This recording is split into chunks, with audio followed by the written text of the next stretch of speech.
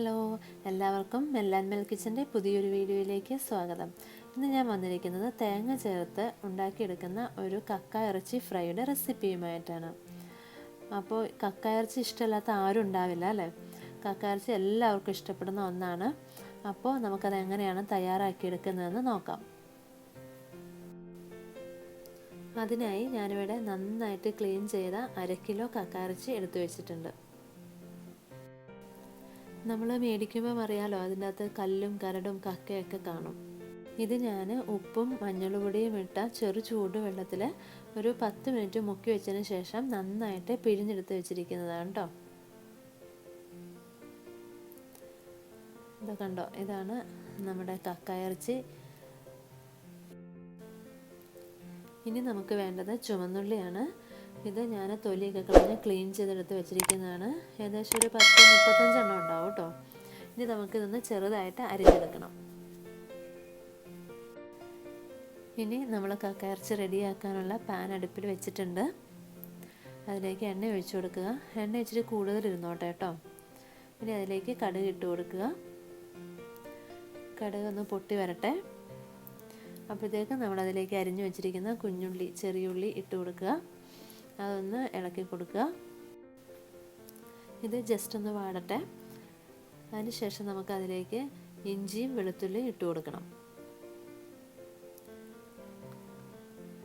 ഇനി ഒന്ന് ഇളക്കി കൊടുക്കുക. അതും ഒന്ന് വാടി വരട്ടെ. അപ്പോഴത്തേക്കും നമുക്കതിലേക്ക് മുളക് അരിഞ്ഞു വെച്ചത് ഇട്ട് കൊടുക്കാം. പിന്നെ കറിവേപ്പില ഇട്ട് കൊടുക്കുക. ഇതൊന്ന് വാടി വരട്ടെ. ഞാനിവിടെ മുളക് 2 എണ്ണം എടുത്തിട്ടുള്ളൂ. കാരണം എന്ന് വെച്ച് കഴിഞ്ഞാൽ നമുക്ക് ഇതിൻ്റെ അകത്ത് കക്ക ഇറച്ചിക്കകത്ത് കുരുമുളകിൻ്റെ ടേസ്റ്റാണ് മുമ്പോട്ട് നിൽക്കേണ്ടത്. അപ്പോൾ അതിന് എരിവ് കൂടിക്കഴിഞ്ഞാൽ അത് പിള്ളേരൊക്കെ ഉള്ളപ്പോഴത്തേക്കും കഴിക്കാൻ പറ്റത്തില്ല. അതുകൊണ്ടാണ് ഞാൻ പച്ചമുളക് 2 എണ്ണം എടുത്തിരിക്കുന്നത്. ഇനി അതിലേക്ക് ആവശ്യത്തിന് ഉപ്പ് കൂടി ഇട്ട് കൊടുത്തതിന് ശേഷം വീണ്ടും നന്നായിട്ട് ഇളക്കിക്കൊണ്ടിരിക്കുക. അതൊന്ന് വഴന്നു വരുമ്പോഴത്തേക്കും നമുക്കതിലേക്ക് 1 ടീസ്പൂൺ മുളക് പൊടി ഇട്ട് കൊടുക്കാം. 1/4 ടീസ്പൂൺ മഞ്ഞൾപ്പൊടി ഇട്ട് കൊടുക്കാം.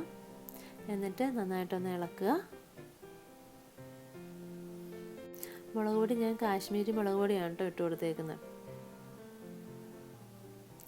ഇനി അതിലേക്ക് 1 ടീസ്പൂൺ കുരുമുളക് പൊടി ഇട്ട് കൊടുത്തിട്ടുണ്ട്. കുരുമുളക് പൊടി തന്നെ വേണമെന്നില്ല, കുരുമുളക് ചതച്ചിട്ടായാലും ഇടാം കേട്ടോ.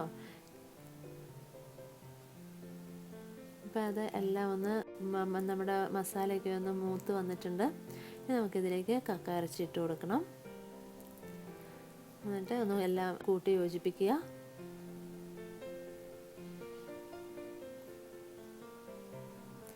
ഇപ്പോൾ ഏകദേശം എല്ലായിടത്തുമൊക്കെ ആയിട്ടുണ്ട്. നമുക്കിനി ഇതൊന്ന് മൂടി വെച്ച് വേവിക്കണം. അപ്പോൾ അതിന് മുമ്പ് അതിലേക്ക് ഒരല്പം വെള്ളം ഒഴിച്ചു കൊടുക്കണം. ഓൾറെഡി കക്ക ഇറച്ചിക്കകത്ത് വെള്ളമുണ്ട്. നമ്മൾ വേവായി കഴിയുമ്പോഴത്തേക്കും വെള്ളം ഇറങ്ങാൻ ചാൻസ് ഉണ്ട്. അപ്പോൾ അതുകൊണ്ട് നമ്മൾ ഒരു അല്പം വെള്ളം എടുത്ത് ഒഴിച്ചു കൊടുത്താൽ മതി. ഞാൻ ഒരു 1/4 ഗ്ലാസ് വെള്ളമേ ഒഴിച്ചു കൊടുത്തിട്ടുള്ളൂ. അപ്പോൾ 3-4 മിനിറ്റ് കഴിഞ്ഞു. നമുക്കൊന്ന് തുറന്ന് നോക്കാം.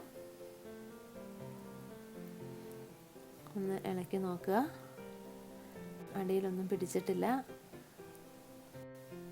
കണ്ടോ, കുറച്ച് വെള്ളമൊക്കെ ഉണ്ട് കേട്ടോ. കാരണം കക്ക ഇറച്ചിക്കകത്തുനിന്ന് നോർമലി വെള്ളം ഇറങ്ങി വരും. ആ വെള്ളവും പിന്നെ നമ്മൾ ഒഴിച്ചു കൊടുത്ത അല്പം വെള്ളം ഉണ്ടല്ലോ. ഇനി നമുക്ക് വീണ്ടും ഒന്നുകൂടെ മൂടി വെച്ച് വേവിക്കണം.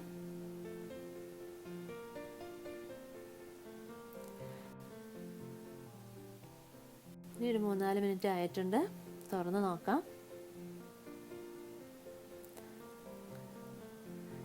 ഒന്ന് ഇളക്കി കൊടുക്കുക. അടിയിലൊന്നും പിടിച്ചിട്ടൊന്നുമില്ല കേട്ടോ.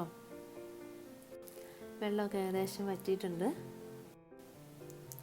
നമ്മുടെ കക്ക ഇറച്ചി ശരിക്കും വേവായിട്ടില്ല, കുറച്ചുകൂടെ വേവാകാനുണ്ട്. അപ്പോൾ നമുക്ക് ഒന്നുകൂടെ മൂടി വെച്ച് വേവിക്കേണ്ടതായിട്ടുണ്ട്.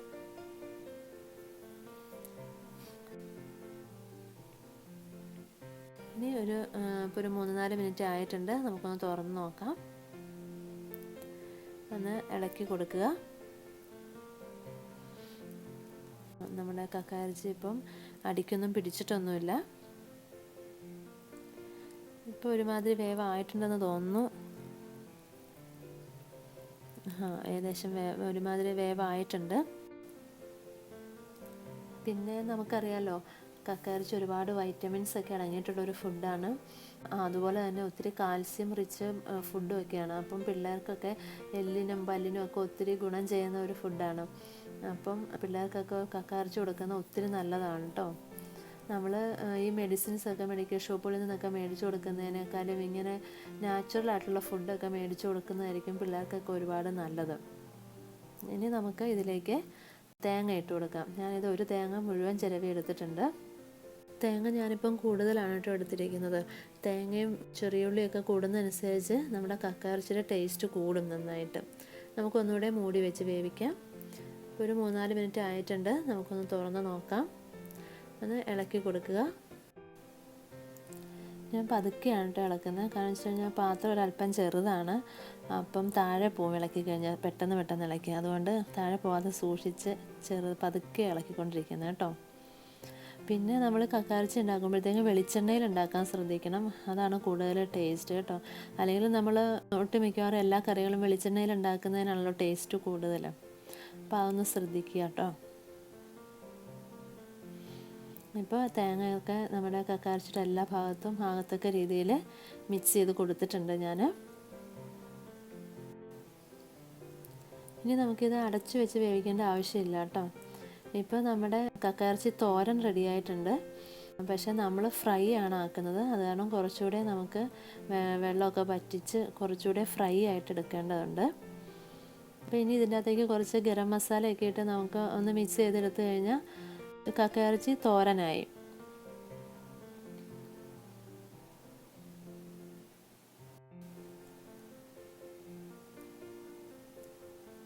ഇനിയിപ്പോൾ ഞാൻ പറഞ്ഞ പോലെ നമുക്കൊരു ടീസ്പൂൺ ഗരം മസാല ഇട്ട് കൊടുക്കാം.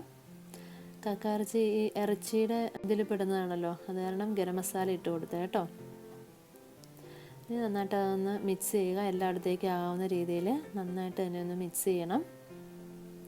ഗരം മസാലയൊക്കെ ഇടുമ്പോഴത്തേക്കും ഒരു പ്രത്യേക ടേസ്റ്റ് വരും കേട്ടോ. നമ്മൾ സാധാരണ ഇറച്ചിക്കൊക്കെ ഇടുന്നതല്ലേ ഗരം മസാല. അപ്പം നന്നായിട്ട് മിക്സ് ആയിട്ടുണ്ട്. ഇപ്പം ശരിക്കും പറഞ്ഞു കഴിഞ്ഞാൽ നമ്മുടെ കക്കയിറച്ചി തോരൻ റെഡി ആയിട്ടുണ്ട്. പക്ഷേ നമ്മൾ കക്കയിറച്ചി ഫ്രൈ ആണ്, അതുകൊണ്ട് തന്നെ കുറച്ചുകൂടെ നമുക്ക് ഫ്രൈ ആക്കി എടുക്കേണ്ടതുണ്ട്. അപ്പോൾ നമ്മൾ തുറന്ന് വെച്ച് കുറച്ചുകൂടെ ഫ്രൈ ആക്കി എടുക്കുക. പിന്നെ ആദ്യം ഞാൻ പറഞ്ഞായിരുന്നല്ലോ, ഇതിന് കുരുമുളകിൻ്റെ ടേസ്റ്റാണ് മുമ്പിലോട്ട് വരേണ്ടതെന്നും. അപ്പോൾ അതൊക്കെ നോക്കിയിട്ട് നമുക്ക് വേണമെങ്കിൽ കുരുമുളക് പൊടി ആഡ് ചെയ്ത് കൊടുക്കാം. നമ്മുടെ എരിവനുസരിച്ചും നമ്മുടെ ഇഷ്ടമനുസരിച്ചും ഒക്കെ ചെയ്യാം കേട്ടോ. ഇപ്പം ഇവിടെ കുരുമുളക് പൊടി ഒരല്പം കുറവ് പോലെ എനിക്ക് തോന്നുന്നുണ്ട്. ഞാനിപ്പം പിള്ളേർക്ക് വേണ്ടിയിട്ട് ഇച്ചിരി എടുത്ത് മാറ്റി വെച്ചിട്ട് അല്പം കുരുമുളക് പൊടി ഇട്ട് കൊടുക്കുന്നുണ്ട് കേട്ടോ. ഇതായിപ്പോൾ ശ്രദ്ധിച്ചറിയാം, കളറൊക്കെ മാറി മാറി വരുന്നുണ്ട്, ഫ്രൈ ആയി വരുന്നുണ്ട്. നമ്മുടെ തേങ്ങയൊക്കെ കുറച്ച് ഫ്രൈ ആയിട്ട് വരണം. അതാണ് ശരിക്കും പറഞ്ഞാൽ അതിൻ്റെ കണക്ക് കേട്ടോ. പിന്നെ ഒരുപാട് ഫ്രൈ ആയി പോകാതിരിക്കാനും ശ്രദ്ധിക്കണം. കാരണം ഒരുപാട് ഫ്രൈ ആയി കഴിഞ്ഞാൽ നമ്മുടെ കക്കയിറച്ചി ഹാർഡായി പോകും. പിന്നെ ഇത് ഫ്രൈ ചെയ്തെടുക്കേണ്ടത് ലോ ഫ്ലെയിമിലാണ് കേട്ടോ. കുറച്ചധികം സമയം എടുക്കും ഇത് ഫ്രൈ ചെയ്തെടുക്കാൻ വേണ്ടിയിട്ട്. പക്ഷേ നല്ല ടേസ്റ്റാണ്, നല്ല ഹെൽത്തിയാണ് ഈ ഫുഡ് എന്ന് പറയുന്നത്. അപ്പോൾ ഇത് പക്ഷേ ഒന്ന് തയ്യാറാക്കി എടുക്കാനുള്ള ബുദ്ധിമുട്ട്, ക്ലീൻ ചെയ്തെടുക്കാനായിട്ട് ഇച്ചിരി ബുദ്ധിമുട്ടുള്ള കാര്യമാണ്, സമയമെടുക്കും. അതുകൊണ്ടാണ് മിക്കവരും തന്നെ കക്കയിറച്ചി വാങ്ങിക്കാനായിട്ട് ഇച്ചിരി പുറകോട്ട് വലിയുന്നത്. പക്ഷേ ഉണ്ടാക്കി എടുത്തു കഴിഞ്ഞാൽ സൂപ്പർ ടേസ്റ്റാണ്, സൂപ്പർ ഫുഡാണ്. പിള്ളേർക്കായാലും മുതിർന്നവർക്കായാലും ഒക്കെ ഒത്തിരി നല്ലൊരു ഫുഡാണ് ഈ കക്കയിറച്ചി എന്ന് പറയുന്നത്. അപ്പം ഇടയ്ക്കിടയ്ക്കൊക്കെ നമുക്ക് ഉണ്ടാക്കാവുന്ന ഒരു ഫുഡ് തന്നെയാണ്, കുറച്ച് സമയം അധികം എടുത്താലും. അപ്പോൾ എല്ലാവരും ട്രൈ ചെയ്ത് നോക്കണം കേട്ടോ നമ്മുടെ കക്കയിറച്ചി ഫ്രൈ. ഇതാ നമ്മുടെ കക്കയിറച്ചി ഫ്രൈ ഇവിടെ റെഡി ആയിട്ടുണ്ട്. ഇനി നമുക്ക് ഇതിലേക്ക് കുറച്ച് വെളിച്ചെണ്ണ ഒഴിച്ചു കൊടുക്കണം. ഒഴിച്ചു കൊടുത്തില്ലെങ്കിലും പ്രശ്നമില്ല, പക്ഷേ വെളിച്ചെണ്ണ ഒഴിച്ചു കൊടുക്കുമ്പോൾ വേറൊരു പ്രത്യേക ടേസ്റ്റ് വരുന്നുണ്ട് കേട്ടോ. ഞാൻ സാധാരണ അങ്ങനെ ഒഴിച്ചു കൊടുക്കാറുണ്ട് കേട്ടോ.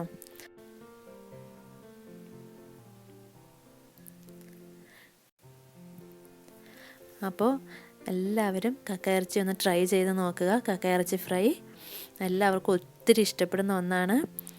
അപ്പം നമുക്കിനി ഫ്ലെയിം ഓഫ് ചെയ്തേക്കാം. ഇനി നമുക്കിതൊരു സെർവിങ് പ്ലേറ്റിലേക്ക് മാറ്റാം. അപ്പോൾ നമ്മുടെ ഈ ചാനൽ ആദ്യമായിട്ടാണ് കാണുന്നതെങ്കിൽ സബ്സ്ക്രൈബ് ചെയ്യുക, ലൈക്ക് ചെയ്യുക, ഷെയർ ചെയ്യുക. കൂടാതെ നിങ്ങളുടെ അഭിപ്രായങ്ങളും ഞങ്ങളെ അറിയിക്കുക. അപ്പോൾ അടുത്തൊരു വീഡിയോയിലൂടെ നമുക്ക് വീണ്ടും കാണാം. Okay, bye bye. Thank you.